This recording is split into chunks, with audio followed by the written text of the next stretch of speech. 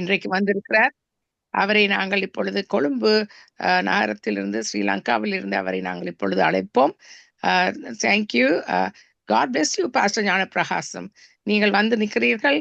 கலையத்தில் வந்து கத்தர் கொடுத்த வார்த்தையை 110 நாடுகளுடன் பகிர்ந்து கொள்ளுங்கள்.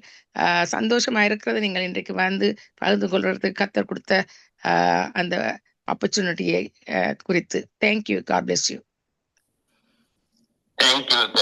Thank you. Praise the Lord, sister. God bless you.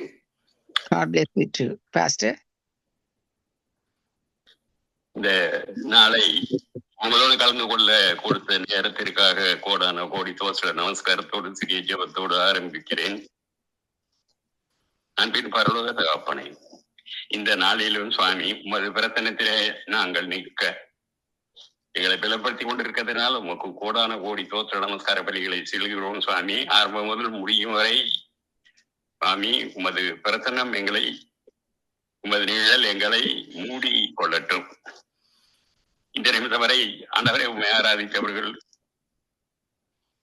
பாடல்கள் ஊடாக உண்மை மேம்படுத்தினவர்கள், செய்திகளை ஊடாக மற்றவர்களுடைய தொட்டவர்கள் ஒவ்வொருவரையும் ஆசீர்வதிங்க சாமின்னு சொல்வதோடு என்னையும் இந்த இன்டர்நெட்டோடு கலந்து கொள்ள இந்த மூத்த ஊழியராகிய மகேந்திரன் ஐயா விடிய காலை அவரை தேடி உங்களோடு இணைந்து கொள்ள என்னை சேர்த்து கொடுத்ததற்காக சுவாமி அவரையும் உமது முடியும் வரை உமதரத்தை போட்டுக்கொள்ள மூடிக்கொள்ளுங்கள் கெஞ்சி நிற்கிறேன். அதவனமாக இந்த ஊழியத்தை செய்கிற சுவாமி லெஸ்லி ஐயாவையும் அவருடைய வாரியாரையும் அவரோட கை ஓத்து நிற்கின்ற ஒவ்வொரு அவருடைய இனபந்துக்களையும் ஊழியக்காரிகளையும் சுவாமி உமது இரத்த ஓட்டக்குள்ள மூடிக்கொள்ளுங்கள். ஆரம்பம் முதல் முடிவு வரை சுவாமி உமது கரம் அவர்கள் மேல் இருந்ததால் தோத்திரம், இருக்க போறதற்காக தோத்திரம். இந்த நாளிலும் சுவாமி உமது நிழலால் எங்களை மூடிக்கொள்ளுங்க. அது நமக்கு அடியானையும் ஆண்டவரை இந்த செய்தி துவக்கத்திலிருந்து முடியும் வரை இந்த முதிர்ந்த வயதிலும் கணிதந்து புத்தியும் பசுமையுமாயிருக்க அடியானை பலப்படுத்திக் கொண்டிருக்கிறதற்காக தோத்திரம் தோத்திரம் தோத்திரம் தோத்திரம். இன்றைய நாளிலும் ஏறக்குள்ள வசனம் நீண்ட ஆயுள்.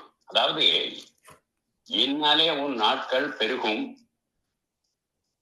என்னாலே உன் நாட்கள் பெருகும், உன் ஆயுசின் வருத்தங்கள் விருத்தியாகும் என்று வேதம் சொல்கிறது.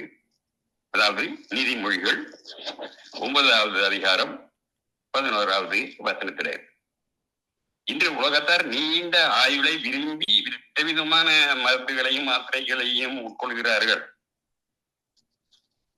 சில வேளை தங்கள் முகத்திலேயோ மேல்களிலேயோ உள்ள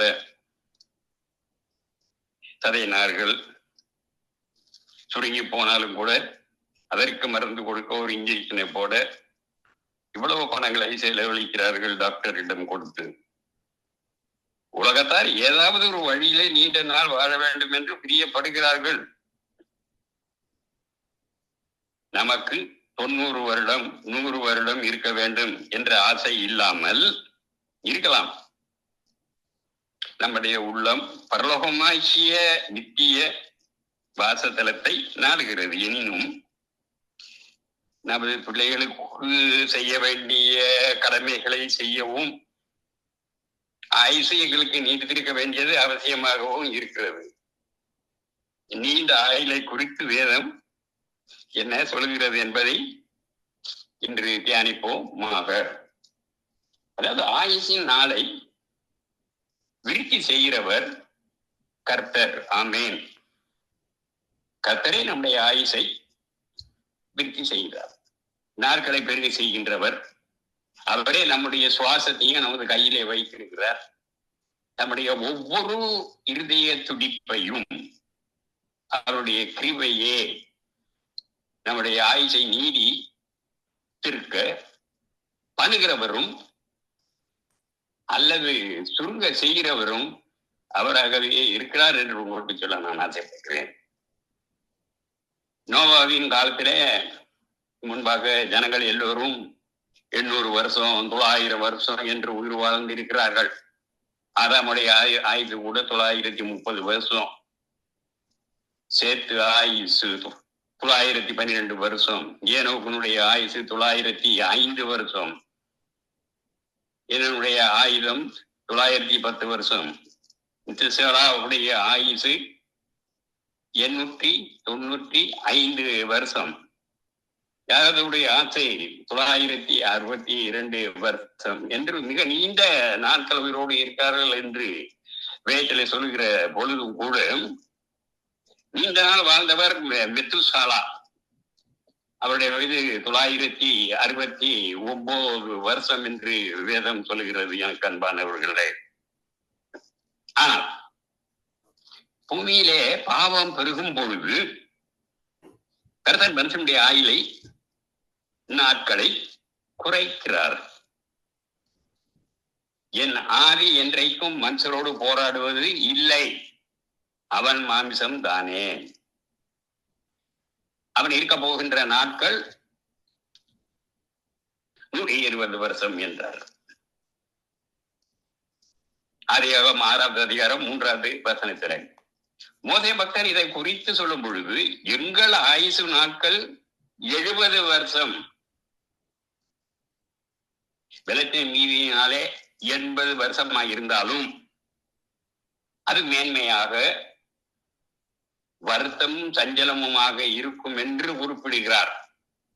சங்கீதம் 90வது அதிகாரம் 10வது வசனத்தை வாசிங்கள். அந்த வசனங்களோடு பேச அன்பானவர்களே, ஆனால் கர்த்தர் நம்முடைய நாட்களை பெருக்கும் பொழுது, நம்முடைய ஆயுசின் வருஷங்களை விருத்தியாக்கும் பொழுது நாம் எவ்வளவு கவனமாக இருக்க வேண்டும். ஆபிரகாமோடு உடன்படிக்கை செய்து கொண்ட கர்த்தர் என்ன சொன்னார்? நீ சமாதானத்தோட உன் பிதாக்கள் இடத்திலே சேருவாய், நல்ல முதிர் வயதிலே அடக்கம் பண்ணப்படுவாய் என்று ஆதியாகமம் 15:15 வாசிக்கின்றோம். ஆபிரகாம் மரிக்கும் பொழுது அவருடைய வயது 175 ஆகும். நீதியின் வழியிலே உண்டாகின்ற நரை மயிரானாலும் மகிமையான ஒரு கிரீடம் அது என்பதை நீதிமொழிகள் 16:31 நீதிமொழிகள் 16:31 வாசிக்கின்றோம். கர்த்தருடைய வாக்குத்தத்தம் என்ன?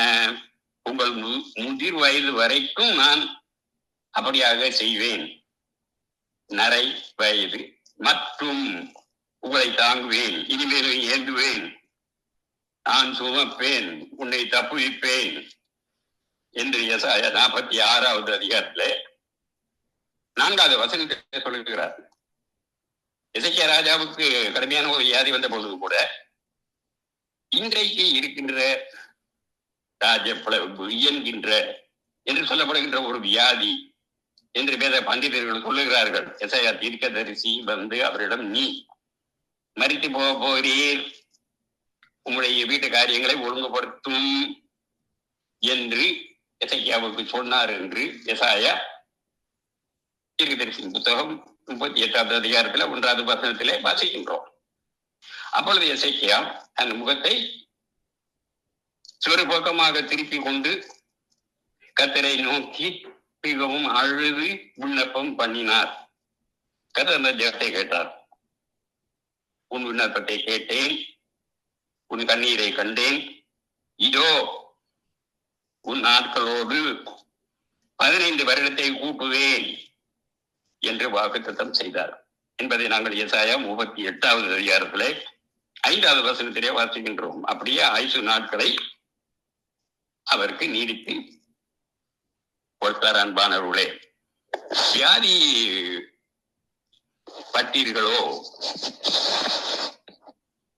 விளைவினம் அடைந்து போனீர்களோ, டாக்டர் கைவிட்டு போனார்களோ, கர்த்தரை நோக்கி பாருங்கள், உங்கள் குறைகளையும் பாவங்களையும் அறிக்கையிட்டு உங்களை தாழ்த்தி மன்றாடுங்கள், பொருத்தனை செய்யுங்கள், தீர்மானங்களை செய்து மனுஷரோடும் தேவனோடும் ஒப்புரவாகி விடுங்கள், என்னாலே என் வருஷங்கள் விருத்தியாகும் என்று சொன்ன கர்த்தர் உங்கள் ஆயுசை நீடிக்க பண்ணுவார். அன்பானவர்களே, கர்த்தரை அறிகின்ற அறிவு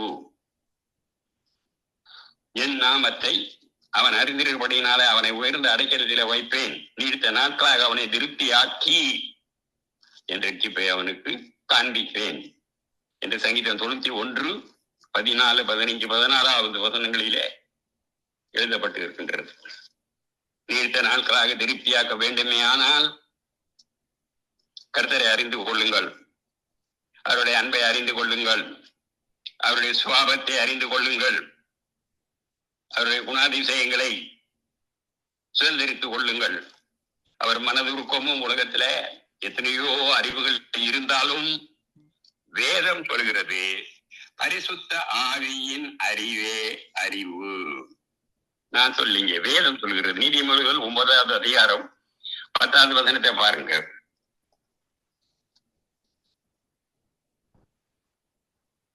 உன்னை நீ அறிந்து கொள் என்று கிரேக்க தத்துவ ஞானிகள் குரல் எழுப்பினார்கள்.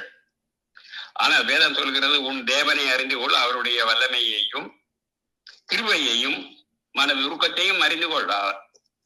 அதுவே உங்களுடைய ஆசையும் உங்களுடைய ஆயுசையும் நீடிக்க பண்ணும்.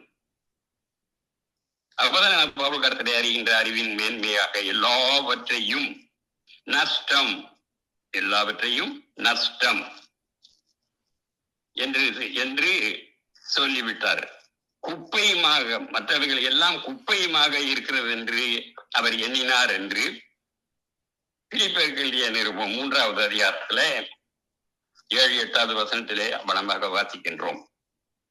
பேதுரு சொல்லுகிறார், நம்மை அழைத்தவர் அறிகின்ற அறிவினால ஜீவனும் தேவ பக்திக்கு வேண்டிய யாவற்றையும் அவருடைய திவ்ய வல்லமையானது நமக்கு தந்தருளியது இருக்கிறார் என்கிறார். 2 பேதுரு 1:3 என்று அவர் சொல்லுகிறார். 2 பேதுரு 1:3 தேவனை அறிகின்ற அறிவு ஒரு மனிதனுக்கு எப்படி கிடைக்கும்? தேவனோடு ஜெப ஜீவியத்திலே அந்த அம்மா சொன்னது போல ஆழமான ஐக்கியத்தை ஏற்படும் பொழுது கிடைக்கும். தேவனை நமக்கு அதிகமாக வெளிப்படுத்துவது அவருடைய வேத வசனங்கள் தான். எப்படி அவர் முற்பிதாக்கள் இருந்தார்கள், பழைய ஏற்பாட்டு பரிசுத்தவான்களோடு நடந்தார், அவர் நமக்கு கொடுக்கிற வாக்குத்தத்தங்கள் என்ன, எல்லாவற்றையும் வேதத்தின் மூலமாக நாம் வாசித்து அறிந்து கொள்கின்றோம். அவரை பற்றிய அறிவு வாஞ்சை நமக்கு ஏற்படும் பொழுது எல்லா ஆபத்திலும் அவர் நம்மோடு கூட இருந்து நம்மை தப்பிவித்து நீடிய நாட்களால் நம்மை திருப்தி ஆக்குவார். எப்பொழுதும் விசுவாச வார்த்தைகளை கவனியுங்கள், எப்பொழுதும் விசுவாச வார்த்தைகளையே பேசுங்கள். மரணமும் ஜீவனும்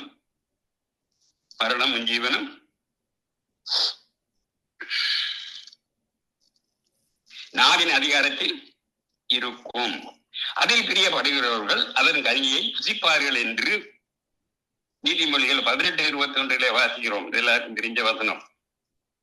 சிலர் எப்பொழுது பார்த்தாலும் தோல்வியான வார்த்தைகளையும் எதிர்மறையான வார்த்தைகளையும் தான் பேசிக்கொண்டே இருப்பார்கள். நான் சீக்கிரமா செத்து விட்டால் எனக்கு நலமாக இருக்கும் என்பார்கள். நான் படுக்கையிலே என் கைகள் விழுந்து போகுமோ என்று பயப்படுகிறேன் என்பார்கள். இந்த அவிசுவாசத்தினுடைய வார்த்தைகளை வைத்துக் கொண்டே சாத்தான் மரணத்தை உங்களுக்கு கொண்டு வந்து விடுகிறான். ஆகவே வேதம் எச்சரித்து சொல்லுகிறது, மரணமும் ஜீவனும் நம்முடைய நாவின் அதிகாரத்துக்குள்ள இருக்கிறது என்று. கர்த்தர் நம்முடைய ஆயுசை நீட பண்ணுவேன் என்று வாக்குத்தத்தம் பண்ணும் பொழுது நாம் ஏன் வியாதியை பற்றியும் மரணத்தை பற்றியும் கவலைப்பட வேண்டும்? அவர் நம்முடைய ஜீவனின் பலனாய் இருக்கும் பொழுது பிசாசின் சூனியங்களால் ஏற்பட வேண்டிய பயங்கள் ஏன் வர வேண்டும்? இயேசு அன்போடு சொல்லுகிறார், நானே அவைகளுக்கு ஜீவனை உண்டாக்கி இருக்கவும் அது பரிபூர்ணப்படவும் வந்தேன் என்று சொல்லுகிறதை நாங்கள் யோவான் 10வது அதிகாரம் 10வது வசனத்திலே வாசிக்கிறோம். இதுவும் எல்லாருக்கும் தெரிஞ்ச வசனம் தான். அவருடைய போதகங்களையும் கட்டளைகளையும் நாங்கள் கை கொள்ளும் பொழுது அவர் சொல்லுகிறார், அவைகள் உனக்கு நீடித்த நாட்களையும் தீர்க்க ஆயுசையும் சமாதானத்தையும் பெருக பண்ணும் என்பதை நாங்கள் நீதிமொழிகள் 3வது அதிகாரம் 2வது வசனத்திலே வாசிக்கின்றோம். வேதத்திலே சாரிபாத்து விதவையை குறித்து நாங்கள் படிக்கின்றோம். தேசத்திலே பஞ்சம் கொடுமையாக தலைவிரித்து ஆடும் பொழுது அவருடைய பானையிலே கொஞ்சம் மாவும் கொஞ்சம் எண்ணெயும் மாத்திரம் இருந்ததாம். இல்லையா, தீர்க்கதரிசி அவருடைய வீட்டுக்கு வந்த பொழுது அவர் துக்கத்தோடு மரணத்துக்குரிய பேச்சினாலே, இதோ நானும் என் குமாரனும் சாப்பிட்டு செத்து போகின்றோம், அதை எனக்கும் அவனுக்கும் ஆயத்தப்படுத்துவதற்கு 2 விறகை பொறுக்க நான் இங்கே வந்தேன் என்று சொல்லுகிறாள் என்பதை 1 ராஜாக்கள் 17வது அதிகாரத்துல 17வது வசனத்திலே வாசிக்கின்றோம். பஞ்ச காலம் முடிந்தது. ஆனால் அவள் சொன்ன வார்த்தையின்படி திடீரென்று அவருடைய மகன் மரித்து போனான். அவள் பழி தீர்க்கதரிசியின் மேலே திரும்ப பண்ணுகிறாள். என்னுடைய மனுஷனே, எனக்கும் உனக்கும் என்ன, ஏன் என்ன அக்கிரமத்தை நினைக்க செய்தாய்? என் குமாரனை சாக பண்ணவா என்னிடத்துல நீ வந்து சேர்ந்தீர் என்கின்ற கேள்வியை எழுப்புகிறார் என்பதை அழகாக எழுதப்பட்டிருக்கிறது. 1 ராஜாக்கள் 17:18 அவளுடைய தோல்வியான அவிசுவாசத்தின் வார்த்தையை குறித்து அவள் எண்ணவே இல்லை. அதனால ஏற்பட்ட விளைவு என்ன என்பதை அவள் உணரவும் இல்லை. எனினும் கர்த்தர் மனதிறங்கி அவளுடைய மகனை உயிர்ப்பித்து கொடுத்தார். என்னுடைய பிள்ளைகளே, எப்பொழுதும் ஜீவனை அறிக்கை பண்ண வேண்டும், ஆரோக்கியத்தை அறிக்கை பண்ண வேண்டும். என் பிள்ளைகள் புறப்பட்டு போய் கொழுத்த கன்றுகளை போல வளர்வார்கள் என்று அறிக்கை பண்ண வேண்டும். என் பிள்ளைகள் என்னுடைய பந்தியை சுற்றிடும் ஒளிவ மர கன்றுகளை போல் இருப்பார்கள் என்று அறிக்கை பண்ண வேண்டும். கர்த்தருடைய வார்த்தைகளை அறிக்கை பண்ணுவது எத்தனை ஆசீர்வாதமாக எங்களுடைய குடும்பங்களுக்கு இருக்கிறது என்பதை நீங்கள் யூகித்து பாருங்கள். வேதம் சொல்லுகிறது, நமக்கு பயில்வே நமது கிருபைக்கு காத்திருக்கிறவர்களின் ஆத்துமாக்கள் மரணத்துக்கு விலகி விடுவிக்கும், பஞ்சத்திலே அவர்கள் உயிரோடு காக்கவும் கர்த்தருடைய கண்கள் அவர்கள் மேல் நோக்கமாக இருக்கிறது என்று சங்கீதம் 33வது அதிகாரத்திலே 18-19 வசனத்திலே வாசிக்கின்றோம். கிறிஸ்து சொல்லுகிறார், நானே உயிர்த்தெழுதலும் ஜீவனுமாய் இருக்கிறேன், என்னை விசுவாசிக்கிறவனவனும் மரித்தாலும் பிழைப்பான். உயிரோடு இருந்து என்னை விசுவாசிக்கிறவனை என்றென்றைக்கும் மரியாதை இருப்பான் என்று கூட யோவான் சுவிசேஷம் 11வது அதிகாரத்திலே 25-26வது வசனத்திலே வாசிக்கின்றோம். இந்த வார்த்தையை நாம் எப்பொழுதும் அறிக்கையிட வேண்டும், மீண்டும் மீண்டுமாக சொல்லிக்கொண்டே இருக்க வேண்டும். மீண்டும் சொல்லுகிறார், என் வசனத்தை கேட்டு என்னை அனுப்பினவரை விசுவாசித்தவனுக்கு நித்திய ஜீவனை உண்டு பண்ணுகிறார். அவன் ஆக்கினைக்கு தீர்க்கப்படாதபடி மரணத்தை விட்டு நீங்கி ஜீவனுக்குட்பட்டு இருக்கின்றான் என்று மெய்யாகவே திரும்ப சொல்றார். மெய்யாகவே உங்களுக்கு சொல்லுகிறேன் என்று யோவான் 5வது அதிகாரத்துல 24வது வசனத்துல வாசிக்கின்றோம்.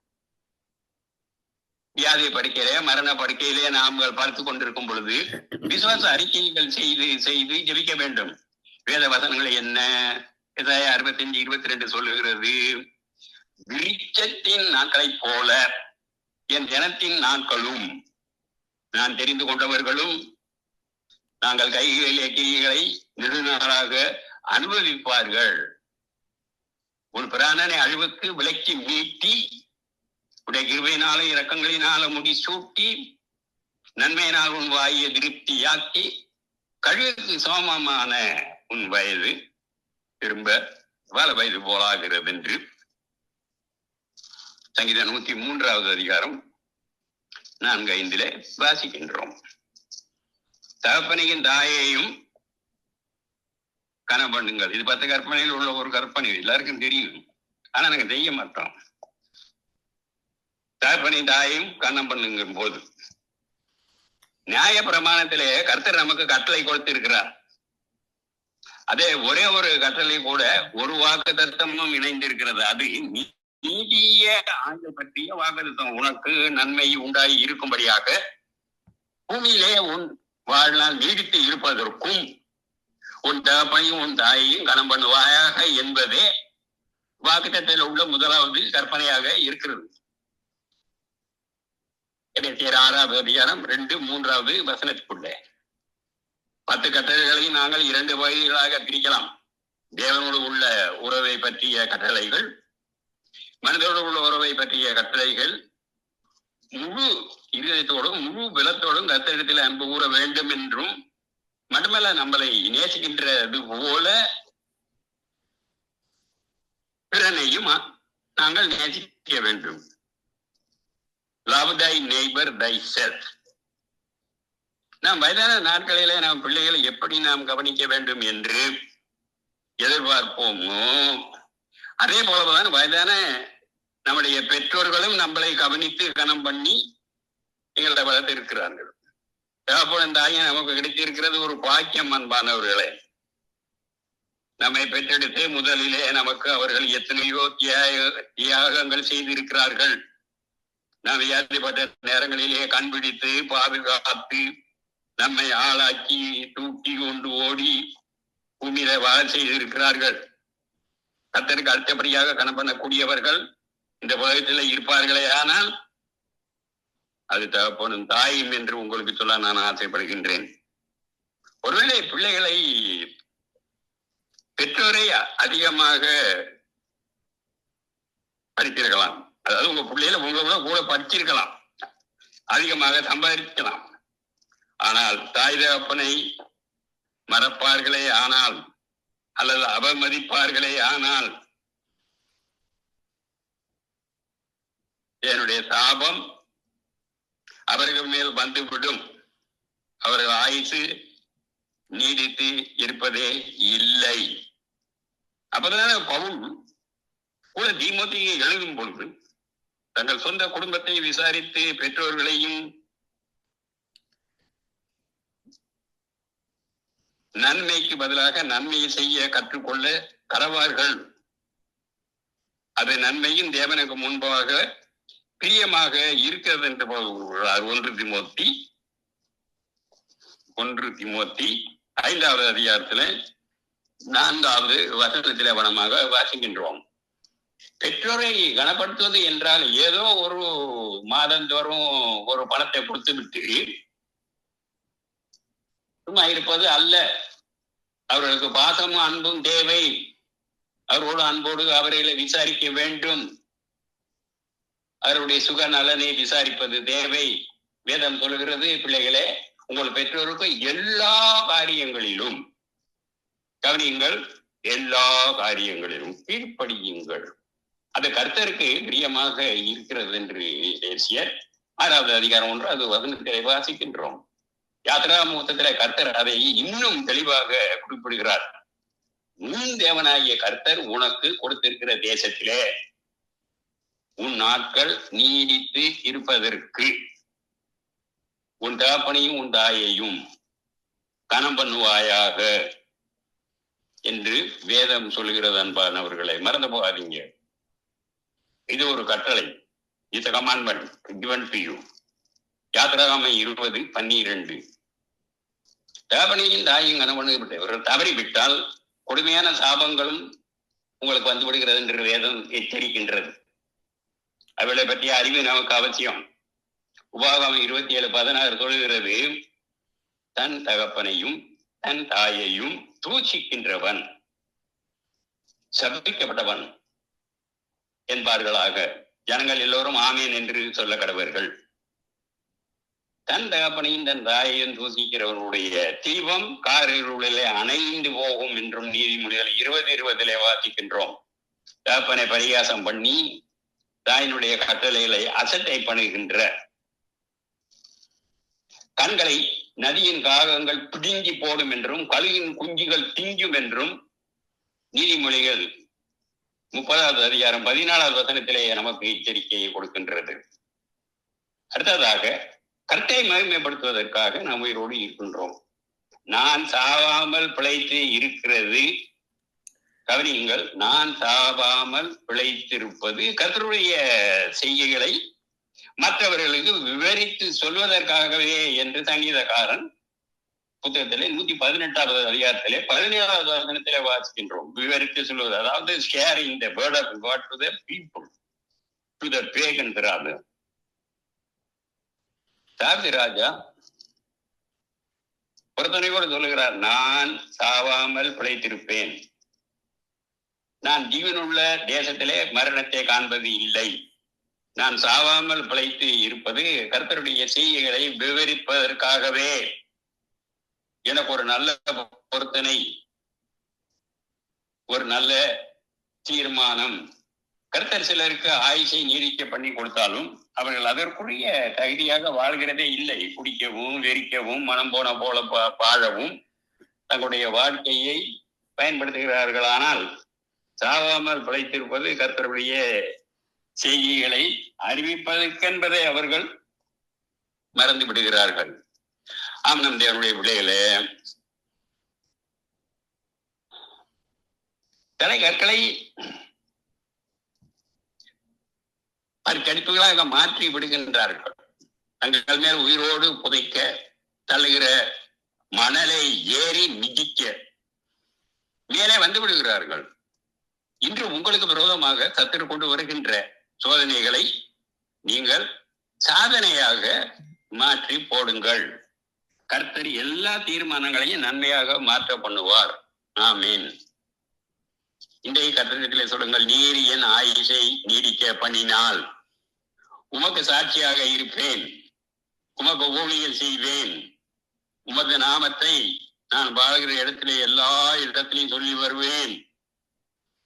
கர்த்தர் உங்களுடைய ஆயுசை நீடிக்கப்படுவார். ஜீவனை விரும்பி நல்ல நாட்களை காண வேண்டும் என்று இருக்கிறவன் பொல்லாப்புக்கு தன்னுடைய நாவை, கவனத்திற்கு தன்னுடைய வேர்களை விலக்கி காத்து பொல்லாப்பை விட்டு நீங்கி நன்மை செய்து சமாதானத்தை தேடி அதை பின்தொடர் கடவான் என்று வேதம் சொல்கிறது. 1 பேதுரு 3வது அதிகாரம் 10-11வது வசனத்திலே, எனக்கு அன்பானவர்களே, முதிர்ந்த வயதிலும் கனிதந்து பசுமையுமாக மாற்றுவார். அவர்கள் முதிர்ந்த வயதிலே கனிதந்து பொஸ்டியும் பசுமையுமாக இருப்பார்கள் என்பதை நான் முதலில் சொன்னேன். சங்கீதம் 92:15 வாசிக்கின்றோம்.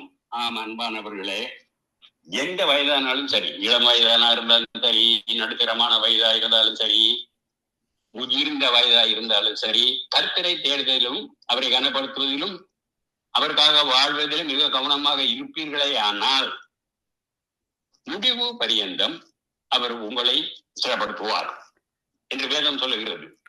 சங்கீதம் 27:14 எந்த விதமான பலவீனமும் தேவ கிருபை மாறி தெய்வீக பலனை நிரப்ப பண்ணுகின்றது என்று அவர் வாக்கின்படி அது நடக்கும். என் கிருபை உனக்கு போதும், உன் பலவீனத்திலே என் பலன் உனக்கு பூர்ணமாக விளங்கும். ஆகையால் கிறிஸ்துவின் வல்லமை மேல் தங்கும்படியாக என் பலவீனத்தை குறித்து நான் மிகவும் சந்தோஷமாக மேன்மை பாராட்டுவேன் என்று 2 கொரிந்தியர் 12வது அதிகாரத்திலே 9வது வசனத்திலே வாசிக்கின்றோம். என்ற ஆண்டவரின் வாக்குத்தத்தத்தை விசுவாசத்தோடு ஏற்றுக்கொள்ளுங்கள். சில வீணங்களையே எண்ணி எண்ணி எண்ணி அவைகளை பெரிது படுத்தாதபடி கர்த்தரையே எப்பொழுது நோக்கி பாருங்கள்.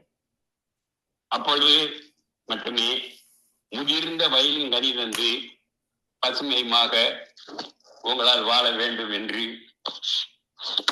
சொல்லி என் செய்தியை முடிக்கிறேன். ஒரு சிறிய ஜெபத்தோடு. அன்பின் தெய்வமே, உமக்காக வாழ்வது எந்த வயதிலும் எவ்வளவு மேன்மையாக இருக்கிறது. எங்கள் வாழ்வை ஆயுசையும் நீடிக்க பண்ணும் சுவாமி. உமக்கு சாட்சியாக இருக்க, உம்முடைய ஊழியம் செய்ய, உம் நாமத்தை உயர்த்த கனி நிறைந்த வாழ்வை கடைசி பரியந்தம் உன் வார்த்தைகளுக்கு கீழ்ப்படுதலுடனும் காத்திருக்கின்ற உடைய பிள்ளைகளாகிய எங்களை உன் வார்த்தையின்படியே நிரப்பும் வெற்றியுள்ள வாழ்வு வாழவும் நீ தருகிற கிருபைக்காக உமக்கு கோடான ஒரு தோத்திர நமஸ்கார பலிகளை முதல்ல வைக்கின்றோம்.